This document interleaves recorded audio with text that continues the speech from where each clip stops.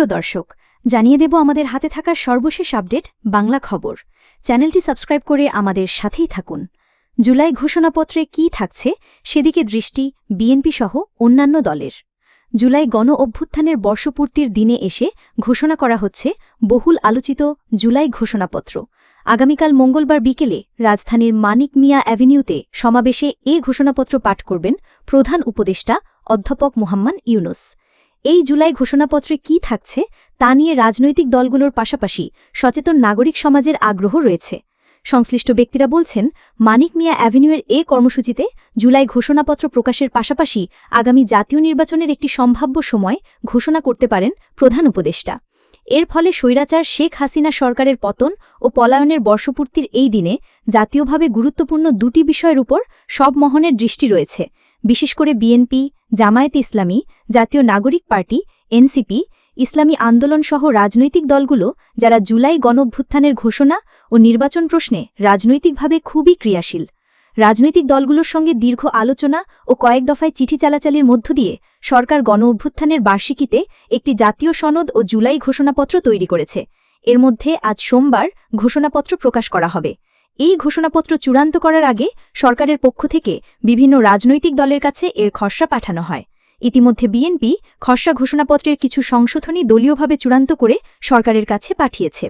দলগুলোর মতামত দেখেই ঘোষণাপত্র চূড়ান্ত করা হয়েছে বলে সংশ্লিষ্ট সূত্রগুলো জানিয়েছে।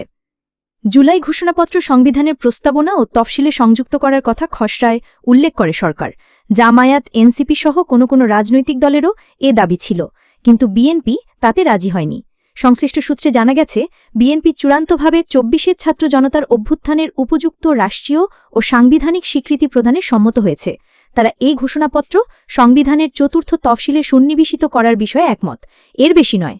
সরকারি একটি সূত্রে জানা গেছে, সরকারের পাঠানো খসড়ার উপর কিছু ঐতিহাসিক ঘটনার সংযোজন এবং শব্দগত পরিবর্তন এনে দলীয়ভাবে ঘোষণাপত্র চূড়ান্ত করে সরকারকে দিয়েছে।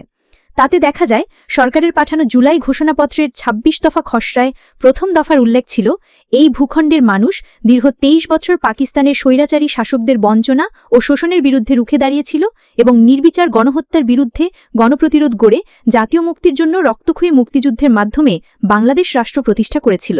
এই দফায় বিএনপি গণপ্রতিরোধ গড়ে এরপর ১৯৭১ সালের ২৬ মার্চ তারিখে স্বাধীনতা ঘোষণা করে শব্দগুলো যুক্ত করে। এই বিষয়ে বিএনপি স্থায়ী কমিটির সদস্য সালাহুদ্দিন আহমদ আজ জানাবিকদের সামনে বলেন, সরকারের খসড়া ঘোষণাপত্রে প্রশ্ন উত্থাপিত হওয়ার মতো বিষয় ছিল। আমরা বলেছি, এই জাতির শুরুই হল ১৯৭১ সালের স্বাধীনতা যুদ্ধের মধ্য দিয়ে। তাকে যথাযথ মর্যাদার সঙ্গে উপস্থাপন করতে হবে। তারপরে জাতীয় জীবনে সংঘটিত অন্যান্য ঘটনাবলী, সেখানে তারা ১৯৭১ সালের ২৬ মার্চকে সঠিকভাবে উল্লেখ করতে চায়নি বা দেয়নি। সেটা আমাদের আপত্তি ছিল এবং আমরা সেটা অন্তর্ভুক্ত করে পাঠিয়েছি সরকারের কাছে। এদিকে ঐক্যমত্য কমিশনের সুজন প্রণীত জাতীয় সনদ হস্তান্তরে। সুশাসনের জন্য নাগরিক সুজনের উদ্যোগে প্রণীত জাতীয় সনদের একটি কপি জাতীয় ঐক্যমত্য কমিশনে হস্তান্তরে করেছেন সংগঠনটির নেতৃবৃন্দ। সোমবার ৪ আগস্ট জাতীয় সংসদ ভবনে ঐক্যমত্য কমিশনের কার্যালয়ে কমিশনের সহসভাপতি অধ্যাপক আলী রিয়াজের হাতে সনদটি তুলে দেন সুজন কেন্দ্রীয় সমন্বয়কারী দিলীপ কুমার সরকার। এ সময় ঐক্যমত্য কমিশনের সদস্য ড বদিউল আলম মজুমদার এবং প্রধান উপদেষ্টার বিশেষ সহকারী মনির হায়দার উপস্থিত ছিলেন। সুজন প্রতিনিধি জুবাইরুল হক নাহিদ, মাহবুল আলম, জিল্লুর রহমান, মুশতারি বেগম প্রমুখ এ সময় উপস্থিত ছিলেন। সনদ হস্তান্তরকালে জাতীয় ঐক্যমত্য কমিশনের কার্যালয়ে কমিশনের সহসভাপতি অধ্যাপক আলী রিয়াজ জাতীয় সনদ তৈরির জন্য সুজনকে ধন্যবাদ জানান এবং জুলাই জাতীয় সনদ ২০২৫ তৈরিতে উক্ত সনদ সহায়তা করবে বলে মন্তব্য করেন।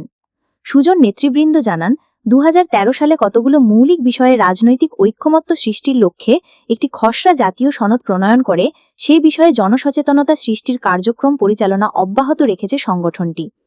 এরই ধারাবাহিকতায় ২০২৩ সালে সেপ্টেম্বর ও অক্টোবর মাসে বিভিন্ন রাজনৈতিক দলসহ নাগরিক সমাজের প্রতিনিধিদের নিয়ে ৮টি বিভাগীয় কর্মশালা আয়োজন সহ জাতীয় পর্যায়ে নাগরিক সনদ বিষয়ে একটি নাগরিক সংলাপ আয়োজন করা হয়। এছাড়া নাগরিক সংগঠন সুজনের পক্ষ থেকে কাঙ্ক্ষিত জাতীয় সনদের একটি খসড়া তৈরি করে জনমত যাচাইয়ের লক্ষ্যে সারা দেশে ১৫টি সংলাপের আয়োজন করেছে, যাতে অন্তর্বর্তীকালীন সরকার কর্তৃক সংস্কার কমিশনগুলোর প্রস্তাবিত বেশ কয়েকটি সুপারিশ অন্তর্ভুক্ত করা হয়। এছাড়া জাতীয় সনদ চূড়ান্তকরণের জন্য মে-জুন মাসে 40টি প্রশ্ন সমন্বিত একটি জনমত যাচাই জরিপ পরিচালনা করা হয়েছে, যাতে 1373 জন অংশগ্রহণ করেন। এসব সংলাপ ও জরিপ থেকে প্রাপ্ত নাগরিকদের মতামতের ভিত্তিতে সুজন তার জাতীয় সনদটি চূড়ান্ত করেছে, যা জাতীয় ঐক্যমত্য কমিশনে হস্তান্তর করা হয়েছে এবং পরবর্তীতে অন্তর্বর্তীকালীন সরকারের কাছে পেশ করা হবে বলে জানায় সংগঠনটি। সবশেষ জানিয়ে দেব, স্বৈরতান্ত্রিক বন্দোবস্তের স্থায়ী বিলোপে ঐক্যবদ্ধ থাকতে হবে। চরমোনাই পীর ইসলামী আন্দোলন বাংলাদেশের আমির চরমোনাই পীর মুফতি সৈয়দ মোহাম্মদ রেজাউল করিম বলেছেন, স্বৈরতন্ত্র ও স্বৈরতান্ত্রিক বন্দোবস্তের স্থায়ী বিলোপে আইনি ও নীতিগত সংস্কারের জন্য সদাইকে ঐক্যবদ্ধ হতে হবে। আজ সোমবার এক বিবৃতিতে তিনি একথা বলেন। চরমোনাই পীর বলেন, 5ই আগস্ট আমাদের জাতীয় জীবনের এক চির অম্লান স্মৃতি। দেড় যুগের নৃশংস ফ্যাসিবাদের অবসান হয়েছিল এই দিনে। রক্তে রঞ্জিত এ দিন আমাদের প্রতিজ্ঞাবদ্ধ করে যে প্রয়োজনীয় সংস্কারের মাধ্যমে দেশ থেকে স্বৈরতন্ত্র চিরতরে বিলোপ করতে হবে। তিনি বলেন, 5ই আগস্ট ও জুলাইয়ের স্মৃতি জনতার ঐক্য ও সংহতির সুফল দেখিয়েছে। কাঙ্ক্ষিত লক্ষ্যে পৌঁছাতে হলে জুলাইয়ের মতো ঐক্য ও সংহতির নজির পুনঃস্থাপন জরুরি। মনে রাখতে হবে, কেবল ক্ষমতার পালাবদলের জন্য নয়, স্বৈরতন্ত্র নির্মূলের জন্যই মানুষ রক্ত দিয়েছিল।